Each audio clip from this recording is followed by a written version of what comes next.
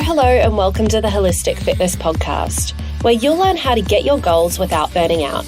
I'm your host, Laurie, and this show isn't just about movement and nutrition. You probably already know that exercise and nutrition is important for your mental and physical health and well-being. It's also about stress management, mindset, shedding those limiting beliefs, and working through some of that childhood trauma while you're at it. Today, I'm joined by Serbam Mare. Serban is a personal development expert, speaker, and life coach. He came to the USA with $200 and achieved what he thought was the American dream. He realized that he craved deeper fulfillment and transformed his own life to live more authentically and joyfully. He shares his knowledge on how to live a high-quality, meaningful, and fulfilling life.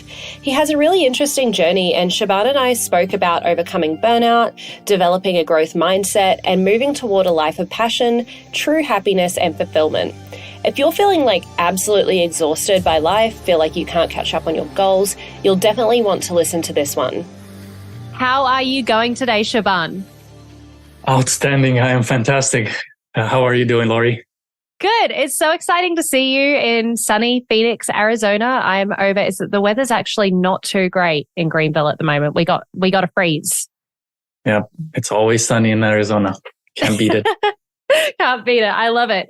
I'm really excited to chat to you today, Serban, because you have quite a unique story, having immigrated to the US, fulfilling the American, what you thought was the American dream. And now you're inspiring people to live their best lives. You've got a bit of a cognitive behavioral therapy background. You're also a life coach.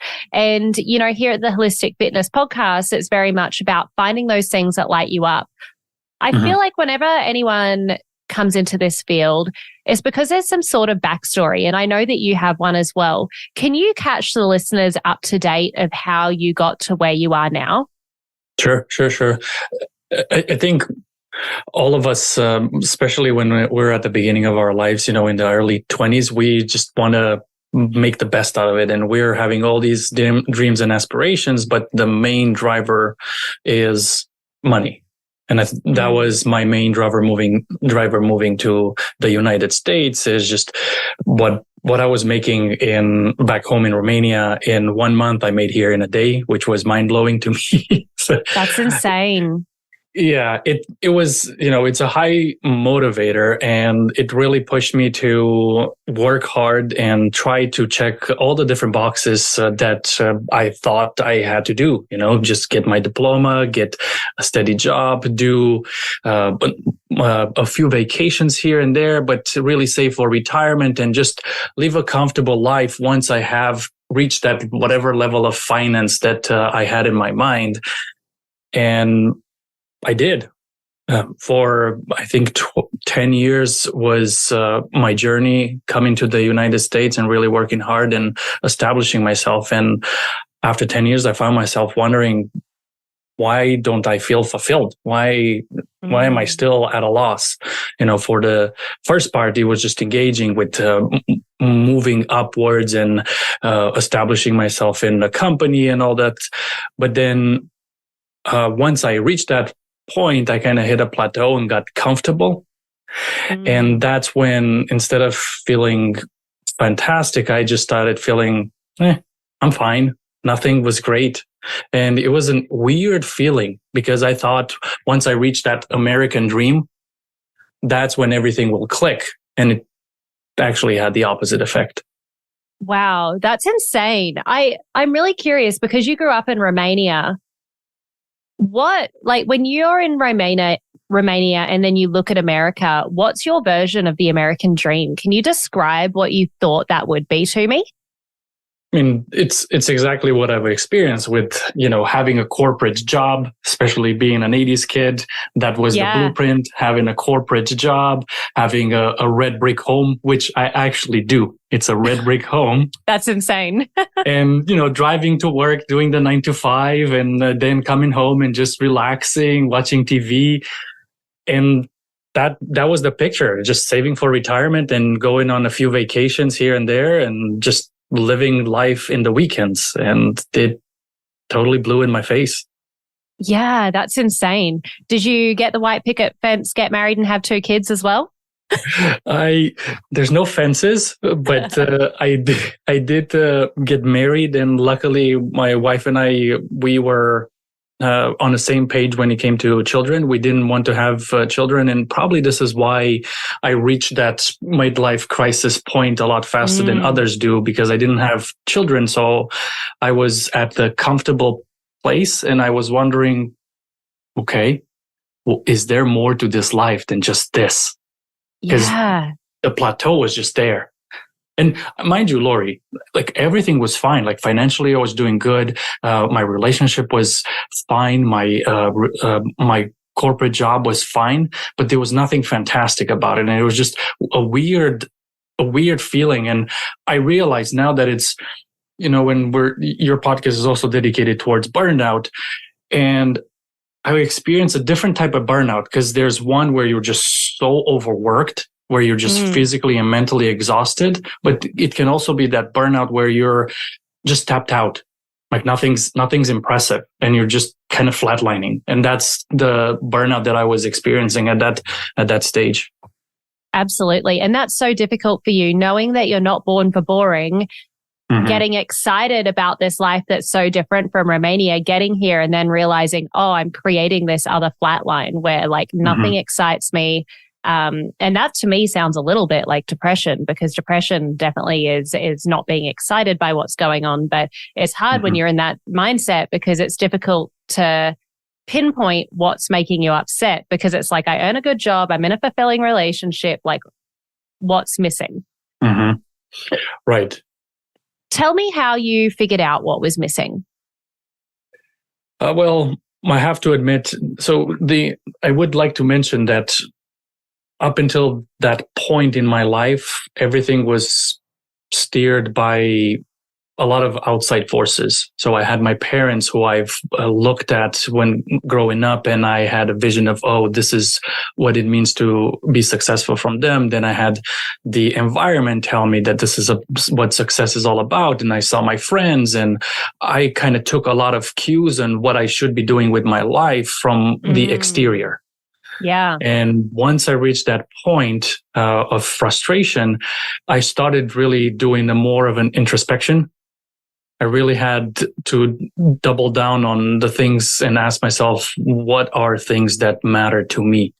Because up until that point, I did a lot of the things that other people told me that I should care about. And it was a very inside job. Like I was always asking myself, when am I going to find my passion? Where is this passion that everybody's talking about? I have none of that passion. I'm looking, Yeah. And I realized that you don't find it at the bottom of the ocean. You actually find it at the bottom of your heart. Ooh. When you're looking and you're having that introspection, that's when you're really digging deep and asking the real questions, like what are things that I can do that excite me, that get me and make me jump out of the bed. And that was a process. Oh my goodness, I bet. And I can't wait to dive into that. It's so funny though, how you say you don't find it at the bottom of the ocean, you find it at the bottom of your heart. I actually went to a clairvoyant, or like a medium of all things, and it was an amazing experience. But I remember her saying, like, you're not going to get an epiphany to figure out what you want to do. It's, you've got to try a few things out and then figure it out. But a lot of us, when we for so long have been taking cues from the external, we expect the external to be the cue for the inner work too. And it just doesn't work like that. How did that process look like for you? I think, you mentioned you asked yourself a few questions, but if anyone's going through some sort of existential crisis, like what advice would you give to them as to the process of figuring out that? Right. And I think there's a combination of really doing that introspection, but it also has a lot to do with what you said, is trying out things that you care about. And I think we all have all these different dreams and ideas of what my best future can look like. But then we're also very reluctant to start it, because we think that, oh, if I'm heading in that direction and I'm not hitting it, then I'm going to fail. And I don't want to fail at the dream that I have. So we just don't even want to try anything. So for me, it was a small incremental step, and it came with the realization that I have to try out things. One pivotal moment that was in my life was my wife saw me struggling with this, and she gently nudged me in a direction to listen to a podcast from Lewis House. He had the great Les Brown on his podcast, and in that podcast, it was just unbelievable to hear these notions of personal development that Les Brown was talking about, and really taking ownership of my life rather than waiting for everybody outside to direct me, to really look inwards and make the future that I want to make. And there's nothing guaranteed, but if I do something that is meaningful to me, then even if I fail, it's still something meaningful. So I fail at something that I'm excited about. So because we know this, right? It's not about the destination. It's about the journey. We put so much of our emphasis on, when I get there, that's when I will feel this way. And yes, you do get to that point, and yes, you feel good for a week, 2 weeks, maybe a month. And for me, it was a year once I reached that moment in my life with the American dream. But then there wasn't that satisfaction. And I realized, looking back now, that it was all the small little steps that I was doing to get to that goal that matter a lot more. And right now I have a goal to become a well-renowned professional speaker, motivational speaker. And it's a journey. I'm at the beginning, and I'm doing good. And I know I can do a lot better, and there's a lot more to go, but I'm excited about what I do. And I love sharing these notions with people because it's all about small incremental growth each day. And you're here now speaking as well. You know, you might not be doing a TED Talk right now, but you're taking action too. Exactly. Well said. Speaking of taking action, I want to dive more into taking ownership. So I am a strong believer that until you take full ownership for your life, like you're always going to be a victim. Nothing's ever going to be good enough. Yes, we go through really terrible traumas, different upbringings, and things that we can't control. But until we take ownership for what we've been given on a platter, your life's not going to change. If you're stuck in the past, that's my philosophy, but I'm curious to hear what you think. Yeah. So one of my main topics and what I'm a strong believer is in a growth mindset. And what that means is that we are not fixed. We are not some determined blueprint and there's nothing else we can do. We can change. And with that comes the idea of, if I'm bad at something and I really want to do something about it, it is in my power to do so. The struggle that we have is that we might have had experiences in the past that show the contrary, and we're so fixated on the negative experiences that we have that we discard all the other positive experiences that we've done throughout our journey, and we think that we can't. But we can. And once we understand that, yes, our parents may help us and our coworkers may do something for us, and maybe we had certain experiences in our past that are detrimental and they're stifling some of our abilities, we can overcome those. And I can give you a good example. Once I understood the notion of a growth mindset, is I was absolutely terrified of speaking in front of 5 people at my job. They asked me to introduce myself, and I was sweating, mumble my words, just completely terrified. It was very crippling for me. And that was one of the things that I knew that I wanted to change in my life. It was one of those things that I tried. And I never expected it to go as far as wanting to become a professional speaker. It was just a fear that I'm like, I really need to deal with this one way. And with the power and understanding that I have control over this, and with small progress and effort, it can change. I went in, joined a speaking club. First time, absolutely terrifying. Second time, same. And it was the same for a month or so. But, 3 months in, I remember going to a gathering and someone asked, who's new here? Can you introduce yourself? And I got up, I said my name, I said why I was there, and I sat down and I was, wow, that was not as scary as I thought it was going to be. And all of it was all those small little steps that I've done in the past. And that's it. If you fear something, if you feel like you're out of control, I can tell you, you have control. You just have to take that ownership. Are you tired of constantly feeling burnt out while trying to achieve your goals? Do you find yourself struggling to maintain motivation and productivity over long periods of time? I'd like to introduce you to the Goal Getting Journal, the ultimate solution for those of you who want to surpass their goals without burning out.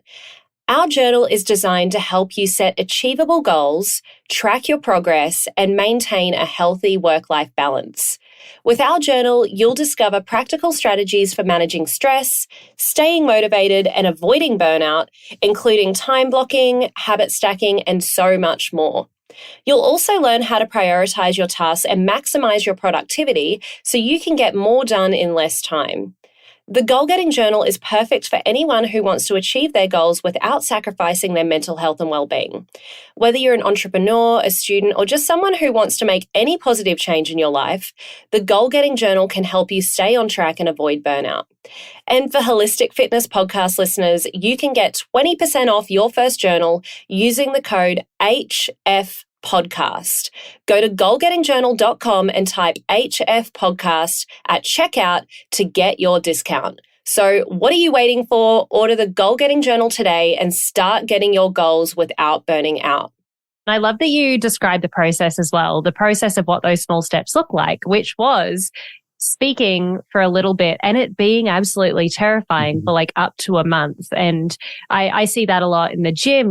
People have, gym anxiety, and it is scary, but you just need to get in there for 5 minutes. If that's the environment you want to go into, like every single day, we don't have to force ourselves to get on a stage and do a 10,000 person TED talk straight away. It's about those small things as often as we can. Right. Yeah. And I'm a very active guy, and I have to admit that I've leveraged the gym the same way I leveraged the speaking, where I think we make a mistake thinking that we need to radically change everything when we're looking to evolve. And when in reality is, for some, just the notion of walking into the gym is terrifying. So all they need to do is drive up to the gym, stay there for 5 minutes, and then drive away. For some, maybe, I'm going to do a 20-minute walk. And it's just small increments that make you comfortable, and you slowly have a way of progressing that has the better results than being like, okay, I'm going to go 5 times a week. I'm going to wake up at 5 o'clock in the morning, even though I wake up at 8 all the time. That way you're going to burn out so fast. It's just small baby steps. It's always better than just doing radical changes. And that's my experience. Oh, I completely agree with you, Siobhan. That's my experience as both a fitness coach and as a human as well. And I want to speak more about burnout, seeing as you've just mentioned it, because I feel as though humans, we have this extremist kind of mentality where like, I'm going to go to the gym 5 times a week from like literally not going at all. And we have this crazy yo-yo. And that's why I see that we're not very consistent. So can you describe more about like your observations with your own burnout in others? Yes, burnout is kind of interesting because we don't get to burnout in a split second. It's a very slow, tedious growth or process that gets us there. We have a plate and we keep putting on the plate, not realizing that we are barely hanging on to that plate. And we get to a point where it's so burdensome that you feel like you have no way out. This is a reality that's pressing on you and there's no escaping. And in reality is the way we got ourselves to that burnout stage is similar. How we can get out of it is just taking away small little things from from your plate. That's one critical part. I'm also a strong believer in recovery. One of the things that we do when we have so much on our plate is give up the most essential things. First off is sleep. We think, oh, I don't have time, so I'm just going to sleep less. And what that does is just really messes with your mind. You're just not functioning properly when you're not getting enough sleep.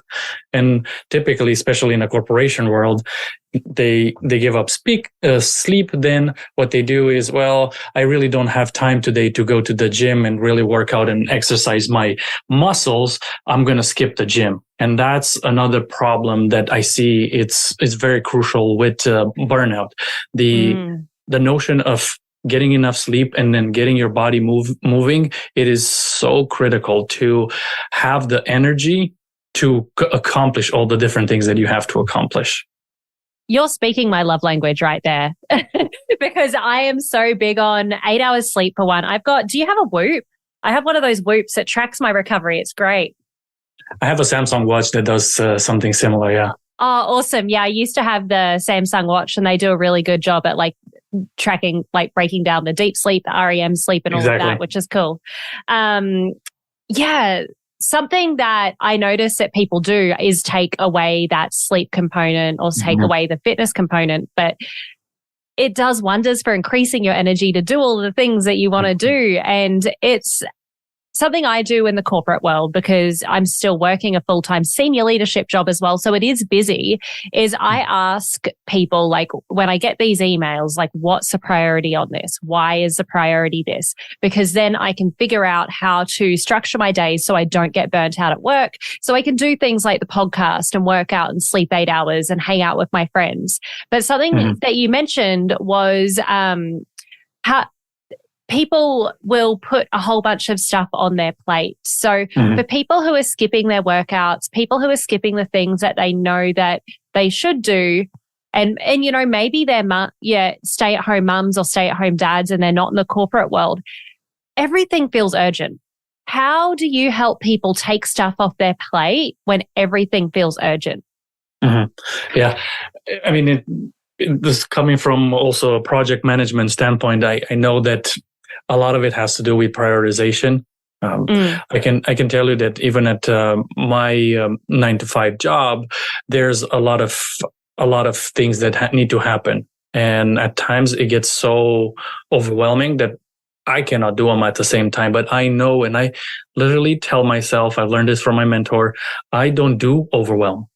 And I tell myself that to know in the moments where I'm overwhelmed that I need to stop. And it's counterintuitive that, you know, you take a break when you don't have time for anything, but that's when you need to walk away, kind of clear your mind, and then come back and prioritize. And I was afraid to tell my boss that I have too much on my plate because I was thinking that I'm going to look as a failure for them because I can't handle my workload.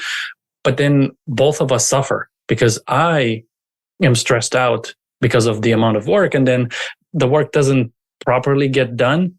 So then he suffers as well, and the company suffers. So I prioritize. I look at the list. This is the most important. This is the second most important. This is the third most important. And the fourth one, I'm sorry, but it's going to either have to be scheduled on a different date, or it has to be moved to someone else, or it's just not going to be done. But you're better off doing 3 things well than 4 things really bad.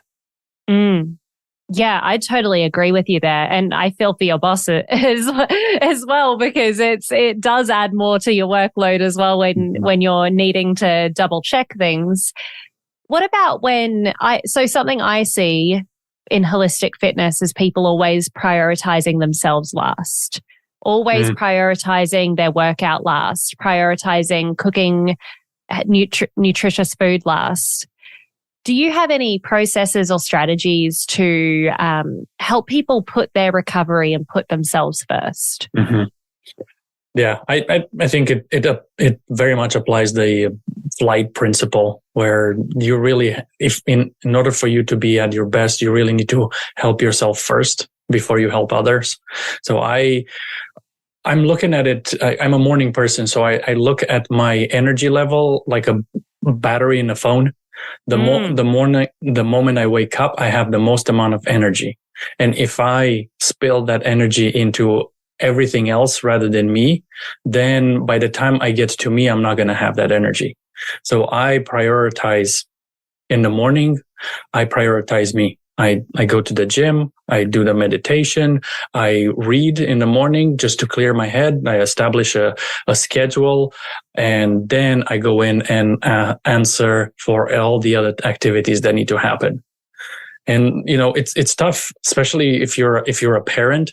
It's a lot tougher to do so. But I'm a strong believer that if you want to, you can do. I love that. That's so true. If you want to, I can do. You also have described something that I don't feel like many of us do. I feel like we vaguely know whether we're a morning person or an evening person, but a lot of people don't really analyze like when their peak energy levels are at. And it's something I noticed while training people. Like one girl I was training, she was so down on herself that she couldn't run as fast. She couldn't lift as heavy when she was doing a 6 a.m. workout with me. And I'm like, well, just lift it like between 3 and 6 p.m. You've figured it out. Like, why are you forcing yourself into that box? I'm wondering from you, like, is there anything else you've analyzed? Like, do you have like peak, like process times, peak collaboration times, or is it simply more like energy? I mean, yes, because I'm a morning person, and after I do my workouts, I feel at my best. So in the weekends, I make sure that I work on the things that I care about the most, the passions that I've discovered throughout this process. So early morning is my peak moment. And I know there's many studies that were done where they talk about 90-minute cycles. So I wake up, I do my morning routine, and then the 90-minute blocks that I do in the morning, either, working on some speeches that I'm doing or crafting some kind of a creative mode that I'm in, is the first 90 minutes of the day. Then I take a pause and I might do another 90 minutes. Then I've noticed that those are the best moments for my productivity. Right. How much of a break do you take between those 90 minutes? It's about 10 minutes. 10 minutes, right. Just not to fully disconnect from the activity, just kind of clear your head, walk away. Of course, I'm not a saint. I would recommend to everybody not to go on social media, because that's just an absolute dopamine drainer. Yeah. But walking away, drinking some water, kind of reconnecting with a loved one or something, and then coming back after 10 minutes and getting back into the activity, I found it to be the most productive. I really like that. I've tried the Pomodoro technique. That's like 20 minutes and 5 minutes. Yeah. Pomodoro. There we go. I told you I'm not very good at pronouncing things or reading things. I'm surprised that I can pronounce your name if I can. You'll tell me that later. Yeah, because that's too short for me, because I get obsessed with a task and I just want to do it for hours. So 90 minutes feels a bit better.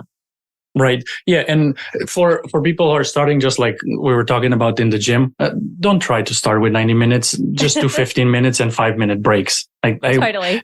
It's more about establishing the habit at first than it is to just grind out hard. I think that's more important.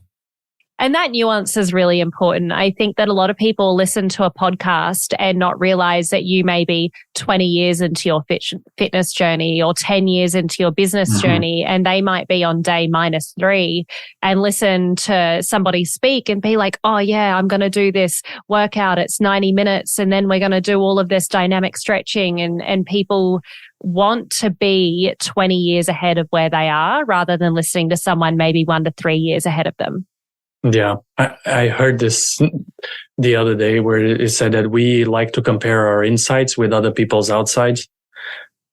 And it's just so true. We look at social media and we see the perfect pictures and all the glamorous videos or whatever it is.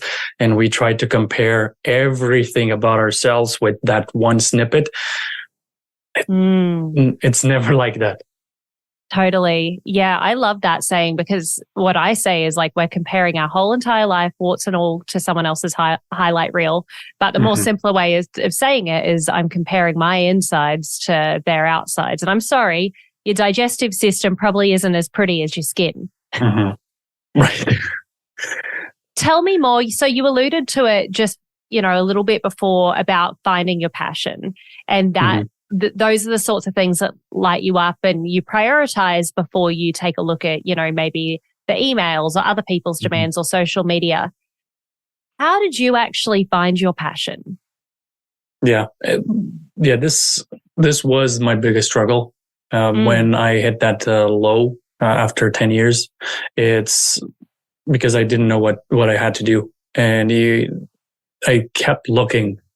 I kept looking to find my passion, and truly it's not about finding our passion. It's really about a discovery process.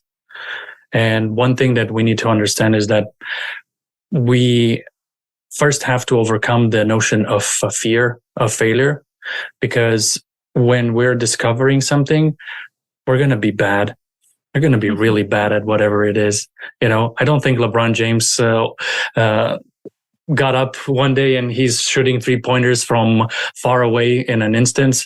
All of this is a process. And at first, we're going to be a stumbling kid, just kind of picking ourselves up and trying the next step. And the more we do it, whatever it is. So it's that first step is that introspection of what is it at the bottom of your heart that you think that you like. Once you discover that, you give it a try. You have to fill it out. And the more you do it, if you recognize that there's a spark, there's more energy than it takes energy. So whatever you're doing, you feel like you're starting to get immersed in it. So it moves from just being something that you're interested in and something that you really enjoy doing. Then you're on your way of finding a passion. But then there's another component that's very critical, because even when you discover this new fascination, this new thing that gives you energy, it's not going to be always rainbows. It's not going to be always just all choir singing and everything. It's not always exciting. And the thing that it really helped me through is to really understand that there's a level of grind and there's a level of just dullness of whatever you're doing, but you shouldn't factor this in a snippet of a day or a week, in a snippet of a month or a year. By doing that thing that you're fascinated about, if it gives you that spark, that energy, that flow, then you're on your way on building your passion, not finding it. I do like that you mentioned there is a level of dullness or a level of grind, because I do think that we live in a society where we expect things to be sunshine and rainbows all the time. We expect things to be, well, if it's my passion, I should enjoy it. I should feel motivated to do it. But motivation is the spark. It's what happens at the start. Eventually you're going to need that log, that steady log that burns. Can you describe what that level of dullness should feel like compared to the level of dullness that you had with the level of dullness that you felt when you realized you weren't following your passion? Yeah, there's two things to it, because at first, a lot of people, what I've noticed talking to them is that they get excited about the thing that they're doing, and after 3, 4, or 5 months, it's not as exciting. And it's kind of like a relationship, right? At first, everything is just great. You discover new things about the other person, and it's all just bliss and happiness. And then you settle down; those hormones kind of calm down, and it's a matter of, are you still invested into the relationship? It's going to take some time, and it's going to have its ups and downs. And the thing that I've noticed in this grind process is that you start having doubts. You start having second guessing yourself and don't know, is this really what I'm going through? And this is the moment where you really have to pause and not think of it in the span of a day or a week. You really have to look at it as, is this in the long run something that I would really enjoy doing, even though it sucks right now? And if you're looking at the big picture and it's still something that's exciting to you, even though in the moment it's not, then you are on the way to really being able to grind out and get to that whatever vision you have for your passion. Hey, Holistic Fitness fam, a quick message from one of our sponsors, NED. As you all know, I recommend good nutrition, movement, and stress management practices before supplementing, so you know what type of supplementation that your body actually needs. For me, I supplement with very few products, but NED is one of them. I'm a type A, high energy, ambitious business girly with massive goals. And sometimes I honestly just need to chill out and relax a bit. I've found that both NED's de-stress and sleep blends fit in with my busy lifestyle and ambitious goals, but I was honestly not a big fan of CBD products before trying NED, mostly because of the culture surrounding weed. I just didn't want something that was going to alter my state of mind so that I became much less of a goal-getter or less ambitious. That was until I learned about full spectrum hemp and their benefits. NED blends are chock full of premium CBD and a full spectrum hemp of active cannabinoids. NED's full spectrum hemp oil nourishes the body's endocannabinoid system to offer functional support for stress, sleep, inflammation, and balance. These products are science-backed, nature-based solutions that offer an alternative to prescription and over-the-counter drugs. All of NED's full spectrum hemp oil is extracted from USDA certified organic hemp plants grown by an independent farmer named Jonathan in Colorado. I'm obviously a big fan, but don't take just my word for it. NED CBD products have over 2,000 five-star reviews, and they work with incredible partners in the medical field like Dr. Caroline Leaf, Dr. Christian Gonzalez, and Dr. Will Cole. NED is providing Holistic Fitness podcast listeners a very special discount. If you'd like to give NED a try, listeners get 15% off NED products with the code LORILEE, LORILEE. Thanks, NED, for sponsoring the show and offering a natural remedy to bring balance to so many people's well-being. You can only have a big picture if you know what you really want. And it sounds like when you left Romania, that big picture was money. It was like, hey, like I want to, what I can earn in a day in the US is what I earned in a day in a month, which ended up being wrong for you. So how do we know if like what we're looking at in the big picture is the, and I'm saying this in air quotes for listener, like right thing to do? Yeah, it's a good question because if I were to look back on that 10 years of my life coming to the United States, I don't look at them as a mistake. I look at them as a phase in our life.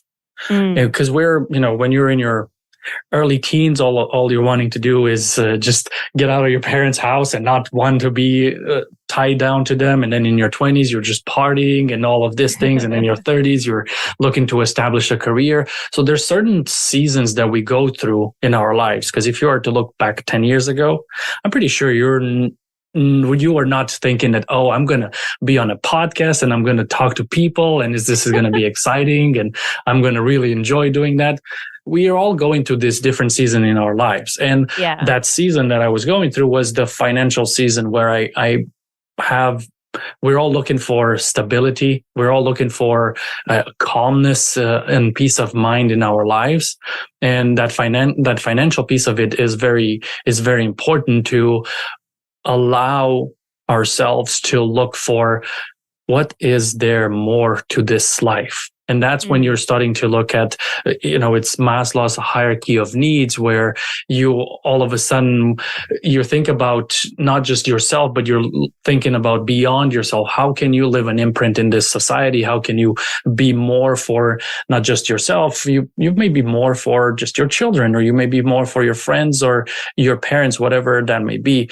And once you start to detach yourself from just being self-centered to being centering on other people's helping them and inspiring them and looking to help in one way or another, that's when you find a higher calling and a higher purpose that really helps you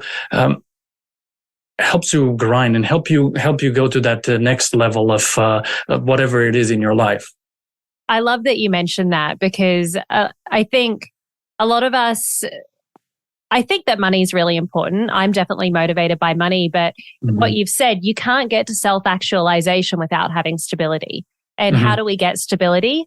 Money is our number one resource. And once we have stability, then we can feed into our relationships, we can inspire others, we can find our purpose. And I do think money is evil and all of this is thrown around, but it's like, if you don't have the resources that you need, you're not going to be able to inspire people at a greater level. And it's going to be much more difficult to find true happiness and fulfillment when you're just trying to like scrape by.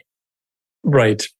Yeah. And money is a good source of stability and safety. It's good for a certain amount of time. I do see that many people, because of the way they're growing up, they get stuck into this level of, all I know is that I need more money, and all I do is want more and more, and that they think that once they reach that next level of whatever their income needs to be, they're going to be fulfilled.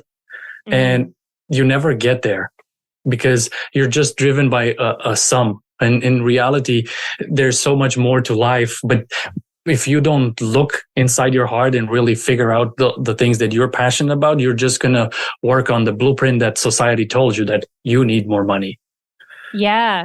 You know what really helped me with this was figuring out my values. I don't know, like obviously doing cognitive behavioral, you mentioned CBT, like that's something you figure out. But I figured out it wasn't actually money that I wanted. It was freedom. And money gives me freedom. But the freedom's actually going to come from like money management. Like how much you earn is important, but how you manage it's important as well. And also, you know, having these sorts of spaces to create things that gives you that freedom. So I think a lot of like what we're seeking throughout these different phases can also be cues as to what you really want. Yeah, I mean, going back to CBT and what you said value-wise, I do think that the way we operate in life, just the way we see things, the way we believe in certain things, is at the bottom of it is our core values, and those are instilled in us in childhood. However, we have the power to upgrade our values and establish new ones. For me, I can tell you that health is one of my biggest values. And for the longest time, I was going in the gym, really trying to look great, like get that six pack and really push myself and do all these different things to realize that it's not just about the six pack. For me, health is more important. So even if I can't go into the gym, I live a healthy lifestyle by my value, by eating properly, by saying no to that pizza, by getting that sleep that I know is valuable in the long term. So health is at the core of my value, and I live by it. A lot of people get confused that they want to be healthy, but in reality, they just want to look good. Yeah.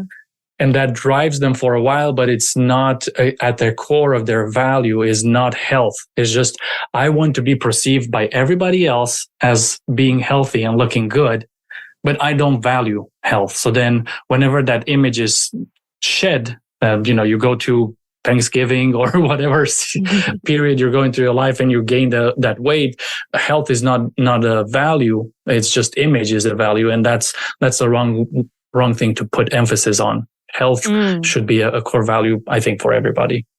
Oh, I totally agree with you. And I also think that's the reason why a lot of people yo-yo as well. When your values aren't aligned with your actions, it's going to be much harder to make things stick. And even if you do stick, even if you do lose the weight, I worked in a bodybuilding gym for a while, and a lot of bodybuilders have body dysmorphia. They think they're a lot larger or smaller than what they really are. They don't see themselves as the way everyone else, and that's not healthy as well. You know what? I know my core values. I'm very big on them. So optimism, freedom, and health. Those are my 3 core values. It's why I do what I do. I was 24. Awesome. Thank you. I was 24 years old before I figured that out. And I did it through cognitive behavioral therapy, like with a therapist as well. I think it's insane that we don't think about our values. Yes. I think a lot of it, I look at it as, we have all these identities like, oh, I'm a runner. Oh, I'm a program manager. Oh, I'm a husband, whatever it is. And these are kind of the branches of a tree, the way I look at it.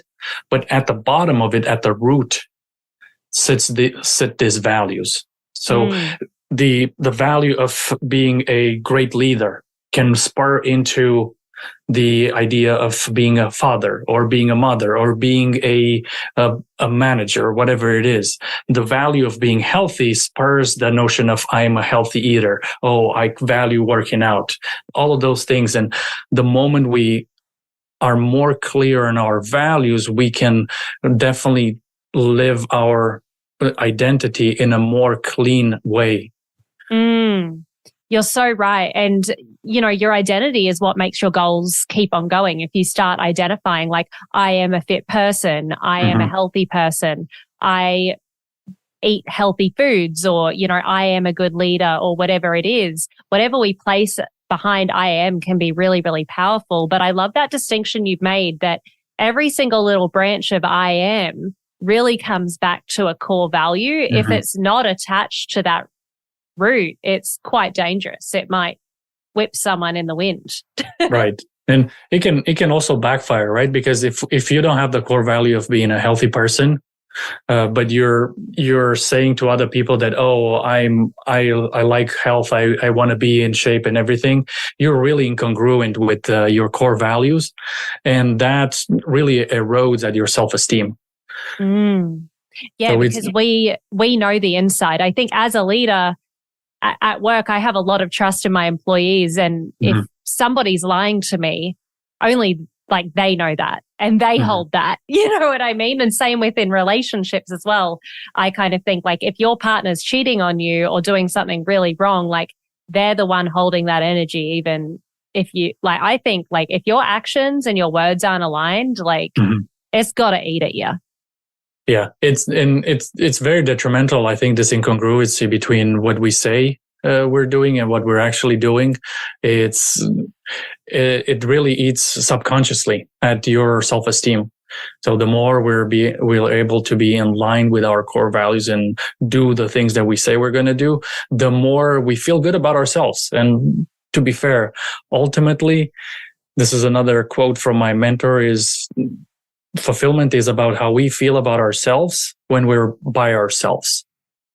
So it's just feeling when you're going to bed and there's nobody there. And I'm like, am I happy with myself? Do I feel good about all the things that I am, as well as all the things that I'm doing? And if the answer is yes, then you're reaching that fulfilling state. And the next day you have to repeat it again. And that's such a great quote as well. Fulfillment is how you feel about yourself while you're by yourself. Because you're with yourself 24/7. Correct. And if you feel good about the things that you're doing and the way you conduct yourself, that, to me, that's the end goal. It's not a permanent state. It's an always fleeing state. But as long as you align with your values and you live true to yourself, you feel good about yourself. I love that. That's such good wisdom. We're coming to a close now, Serban. I'm curious, is there anything that, you've obviously got a bunch of topics you can speak about. Is there anything that you wanted to share today that you feel you haven't yet?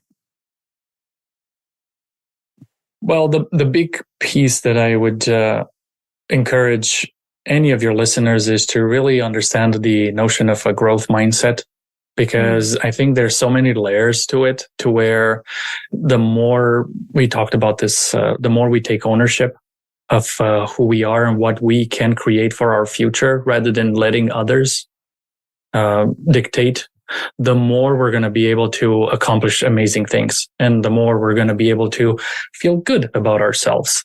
So I encourage everybody to embrace a growth mindset and just live the most authentic life you can.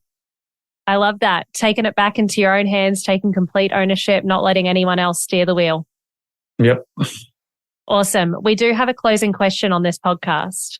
And that question is, if you were sitting across the table from your 20-year-old self right now, what one sentence of advice would you give him?